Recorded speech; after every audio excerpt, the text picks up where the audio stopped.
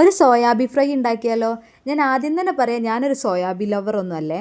പക്ഷേ വല്ല വൃശ്ചിക മാസമോ അങ്ങനെ നോൽമ്പെടുക്കേണ്ട സാഹചര്യങ്ങളൊക്കെ വന്നു കഴിഞ്ഞാൽ പച്ചക്കറി മാത്രം കൂട്ടേണ്ട സാഹചര്യത്തിൽ ഞാൻ കഴിക്കാൻ ഇഷ്ടപ്പെടുന്നത് തമ്മിൽ ഭേദം തൊമ്മെന്നാണല്ലോ. അപ്പോൾ അങ്ങനെ കഴിക്കുന്ന ഒരു സാധനമാണ് ഈ സോയാബീൻ എന്ന് പറയുന്നത്. അപ്പോൾ അത് കഴിക്കാൻ ഇഷ്ടം എനിക്ക് ഇങ്ങനെയാണ്. എനിക്ക് അതിൻ്റെ ആ സോയാബീൻ്റെ ഫ്ലേവർ അത്ര ഇഷ്ടമല്ല കേട്ടോ. പക്ഷേ ഇവിടെ എല്ലാവർക്കും സോയാബീൻ ഇഷ്ടമാണ്, അവരെങ്ങനെ ഉണ്ടാക്കിയാലും കഴിക്കും. ഇപ്പം ഈ രീതിയിലാണ് ഞാൻ ഇവിടെ ഉണ്ടാക്കാറ്.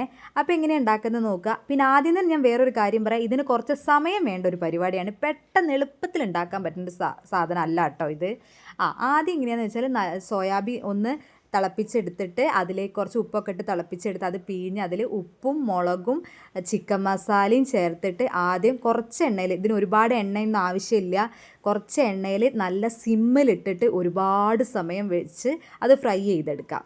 അതാണ് ഇതിൽ ഏറ്റവും സമയം വേണ്ട ഒരു പരിപാടി. അത് കഴിഞ്ഞതിന് ശേഷം നമ്മുടെ ഒരു പാൻ വെച്ചിട്ട് അതിലേക്ക് ഉള്ളിയും ഇഞ്ചിയും വെളുത്തുള്ളിയും കരിവേപ്പിലയും കൂടെ നന്നായിട്ട് വഴറ്റിയെടുക്കുക. നന്നായിട്ട് വഴറ്റിയെടുക്കുക വെച്ചാൽ നല്ല പേസ്റ്റ് രീതിയിൽ വഴറ്റിയെടുത്തതിന് ശേഷം അതിലേക്ക് ഗരം മസാല, മുളക് പൊടി, മഞ്ഞൾപ്പൊടി, മല്ലിപ്പൊടി ഇതൊക്കെ ചേർത്തിട്ട് നന്നായിട്ടൊന്ന് മൂപ്പിച്ചെടുക്കുക. അതിനുശേഷം മാത്രമേ തക്കാളി ഇടാവുള്ളൂ കേട്ടോ. എന്നിട്ട് തക്കാളിയും കൂടെ ഇട്ടിട്ട് അത് നന്നായിട്ട് വഴറ്റിയെടുക്കേ. പരിപാടി കഴിഞ്ഞു. പിന്നെ നേരത്തെ നമ്മൾ ഉണ്ടാക്കി വെച്ചിട്ടുള്ള സോയാബീൻ ഉണ്ടല്ലോ, അതും കൂടെ അതിലേക്ക് ചേർത്ത് കഴിഞ്ഞാൽ നമ്മുടെ പരിപാടി അവിടെ കംപ്ലീറ്റ് ആയി. പിന്നെ കുറച്ച് മല്ലിയിലയും കൂടെ ചേർത്താൽ മതിയേ. അപ്പം മല്ലിയില ഇല്ലെങ്കിൽ കുഴപ്പമൊന്നുമില്ല, ഇന്ന് അതും കൂടെ ചേർത്തിട്ട് വേണമെങ്കിൽ കുറച്ച് വെള്ളം കൂടെ ഒഴിച്ചിട്ട് നന്നായിട്ടൊന്ന് ഫ്രൈ ചെയ്തിട്ട് നമ്മൾ സോയാബീൻ ഫ്രൈ റെഡി ആയിട്ടോ.